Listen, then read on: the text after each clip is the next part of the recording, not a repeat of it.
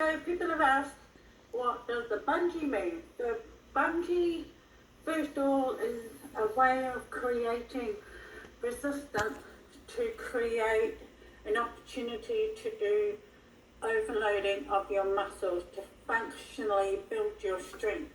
And usually the bungee concept is used in the strength phase of a program, or when you're required to build in some overloading factor into your training. So one way that they do it in a wa'a or a waka is by using bungees. So I have here several examples of bungees that you can have. There are great ways that you can put them together and ways that you can lace them onto your wa'a to get the best possible performance. So first off, I'll just start by grabbing one as an example. So how do you make it? Most people will start off with a garden hose, just like this.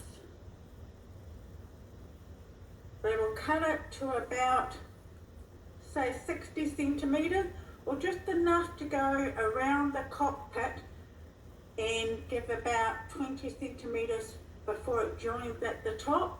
So usually about 60 centimetres is a good length. And what you do is you get a piece of rope. Now it's best to use rope. Some people use elastics. That what happens over time is elastic stretches. So that's what it'll be doing on your wa'a as you're paddling. It'll be stretching and stretching. And the more it stretches, the more it wears out. But the rope, it constantly is locked in one place and holds itself there. It just also means less wear and tear. Make sure you try and choose a rope that has got some sort of protective factor over it, that it can be used in what you would find in a marine shop, just so that they last longer on the water. So what I usually do is I'll make this, cut the garden hose, and then I'll do about 1.5 meters of rope to 2 meters. Then I will feed the rope through to the other side of the garden hose. At one end, I do double knots to basically stop the rope from falling back through here. So it's just locking it in. And then at the end of it, I'll put a couple of knots there. And it's just to make it nice and tidy and to stop it from slipping out. At the other end, I'll put a knot there, and then a knot at the end. I just fade a little bit. If you can, just cut it off. What you can also do is get a lighter and burn it and just press it down just to flatten and harden it. Just make sure that you have the 2 knots at each end, and that's just to stop it from slipping off when you tie it to your wa'a. Now when you tie it to your wa'a or to your outrigger, it's not just tying it up, it's best to do what we call a reef knot. So a reef knot is done in a way that is secure but also stops it from slipping off. Because I've gone out and trained and someone tied it up and they haven't tied it properly, paddling along, and then the bungee comes off and it's lost. Great thing, most of these actually float, but unfortunately for that person, that one sunk. So how do you tie it on a way so that it won't come off? It's called the reef knot, and it's a really easy way to do is to think this idea. Left, so I'll do this side, left over right and under, right over left and under. And what you'll be given is what we call a reef knot. Now if you look closely at that reef knot, you can pull it tight and it won't move anywhere. The great thing is, once it's really tight, all you have to do is push it in and it loosens off and comes off. So I'll show you that again. So, left over right and under, right over left and under, giving you the reef knot. I'm going to pull it tight. This is tight as, and it'll be tight on the waka. Now when I want to take it off, all I've got to do is push it in. That's your reef knot, and it comes off nice and easy. Now people go, so I want to make it harder. But what some people do is they will make sure that they've got a long piece of rope, so it's enough not only just to tie it around the butter, but to go under a second time over. That's one way you can create more resistance. Then some people will go and make another one and put two on, giving them double resistance. There is also another way that you can add in more resistance, and that's using a washing machine hose. Make sure you ask your parents before you use it. Make sure it's an old washing machine. Yeah, this is a washing machine hose. So just look at the different sizes.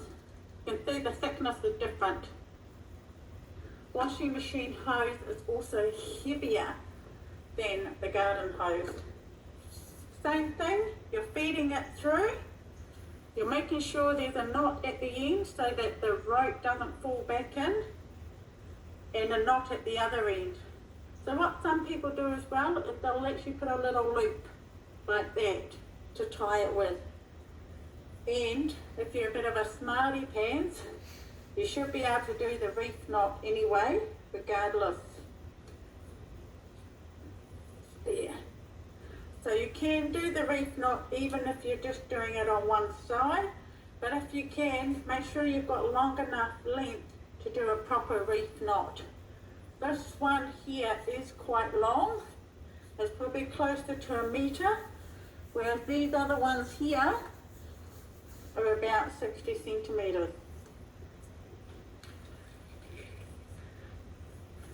I guess I wanted a longer one to create a bit more resistance. Now people go, so where do these actually sit on your waka? Well, there's 3 different places that you can put it on. The first place is in front of your kiato, at the front of you. So some people will slide it across the nose and tie it in front of their front kiato. And the good thing with that one is that while you're paddling along, you can look at the wash coming off the bungee. And if that wash is smooth, that means that you're paddling smooth. If that wash is jerky or quite rough, that means that how rough or jerky you're paddling. So the good thing with using the bungee is it also enables you to work on control and consistency and smoothness. Because with a bungee, if you try and pull too quick, too hard, too soon, you're going to blow your body and your arms and your legs. With the bungee, it's all about that nice control, consistent movement. And when you put the bungee at the front of your kiato, you can see the wash coming off and see how smooth it is.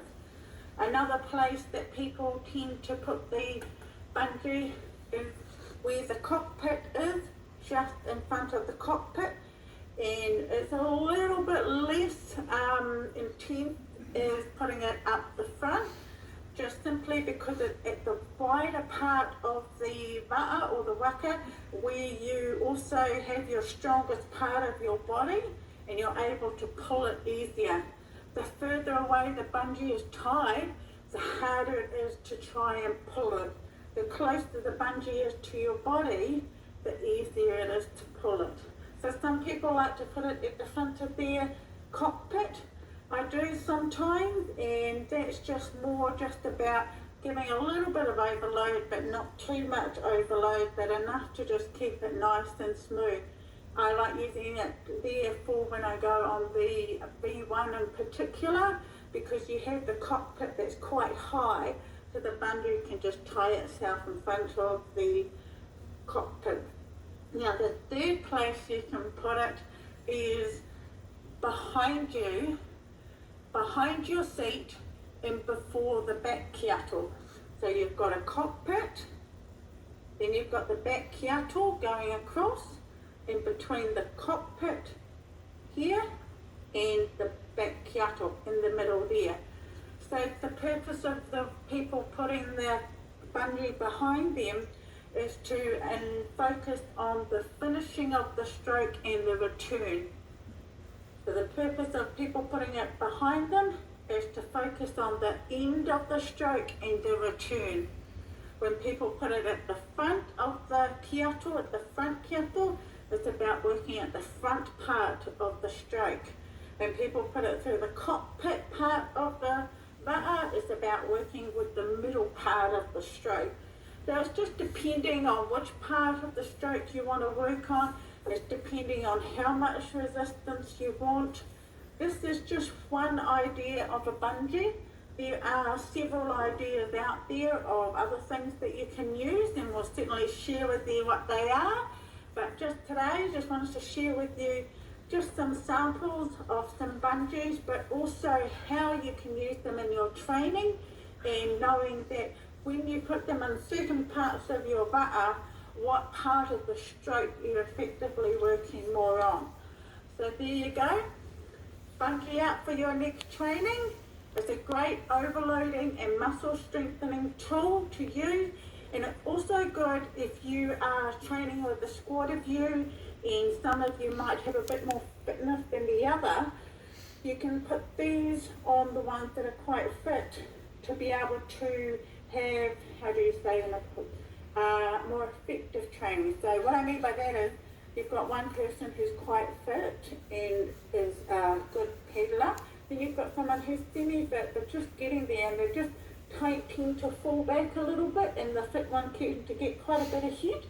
So to be able to create an opportunity to keep everyone sort of close together, so say if you've got 10 paddlers like that, a few that are stronger and a few that are not so strong, and you really want to keep them together, what I do is, depending on how fit they are or how strong they are, the strongest paddler, I'll give them the washing machine one. The next one, I'll give them the garden hose. Sometimes I might get them to put 2 of the garden hose, and someone else I might get them to put 1 garden hose at the front of their waka. And the new sort of person, I'll say, look, just no bungee for you today. And the reason I do that is sometimes you've got a big squad and you want to be able to have everybody get the best of the workout, and not everyone has the same fitness levels sometimes. So to be able to get everyone the same workout from a paddle, you give them different bungees, and what that does is the fitter ones will work harder to push it, and the ones that may not be as fit as them are still able to keep up with them. And what you're doing is you're trying to kind of keeping them together, because the new one will try and push because they know that the fit one has got the bungee on.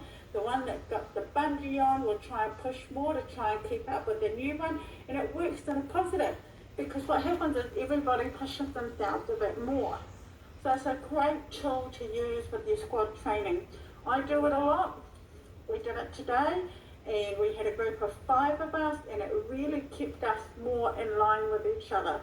Because for me, when we go out as a squad on the ocean or in the river, safety is my number one, then fitness is next. So safety is first, keeping everybody safe, and then fitness is next, about where are people at and how can I enable them to get the most effective workout while keeping everyone safe.